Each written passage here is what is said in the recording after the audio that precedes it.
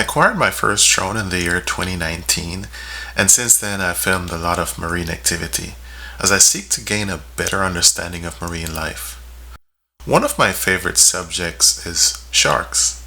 I study sharks because I believe they are greatly misunderstood, to the point where every unpleasant encounter with a shark is labeled as a shark attack. On this particular day, we arrived at the beach around 5 p.m. and we didn't leave until around 8 p.m. At this time of the year, this is around the time when the sun sets. But let's go back to the beginning of our beach trip. Can you see this shark? This is a blacktip shark. They typically grow to a maximum length of 5 feet, and they are very common here in Florida waters, close to shore. This shark appears to be moving erratically, but in fact, he's chasing fish. Unfortunately, because of the height my drone is flying at, the agitated sand, and the relatively small size of the fish, you can't see them. But trust me, they're there. Sometimes bigger sharks like tigers, bulls, and hammerheads come close to shore, and this is the reason why. Rays and skates are not as fast as fish and make a delicious meal for those big sharks. But let's get back to our blacktip shark. At this point, our blacktip is approximately 105 feet from the shore. Another 105 feet out, we can see the rays passing as they head up the coast. Now let's play the video.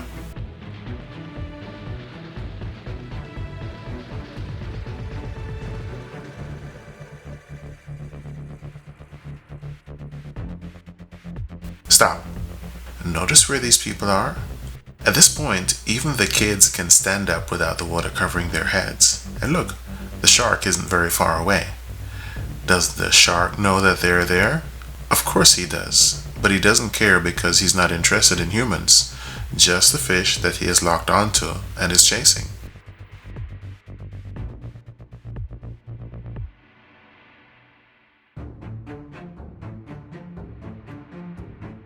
Let's stop again. Notice where this surfer is? He's in the spot where sharks typically hang out, and I can tell you based on my experience that sharks will usually make every effort to avoid surfers and kayakers. I've seen it so many times that I've stopped counting.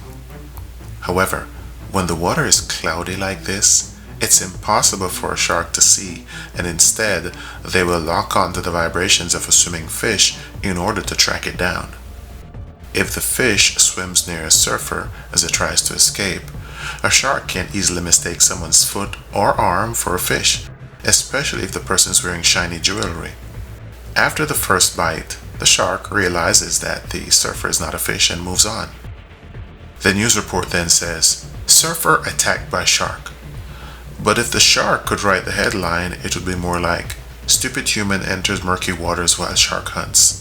But anyway, going back to our blacktip, here you can see his head pointed directly at the adult who is with his 3 kids. As you can see, the adult is standing in water that is not even waist deep. So this is relatively shallow water.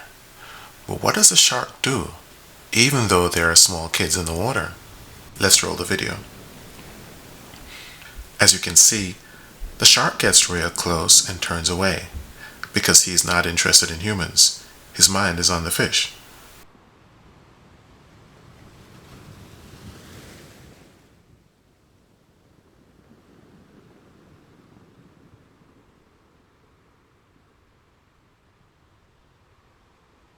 Did you see that? Because I lowered the drone a bit, you can now see the fish taking evasive action and breaching the surface in order to avoid the shark.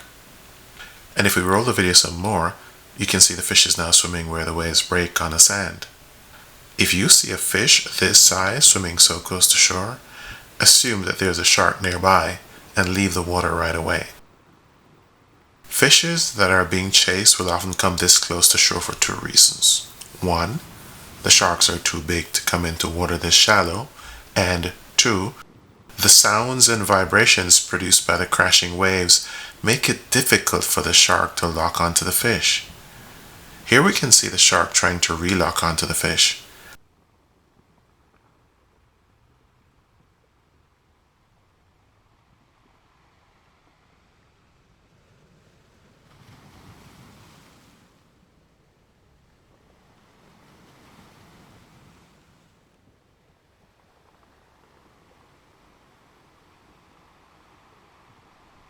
And here again we can see at least three groups of swimmers.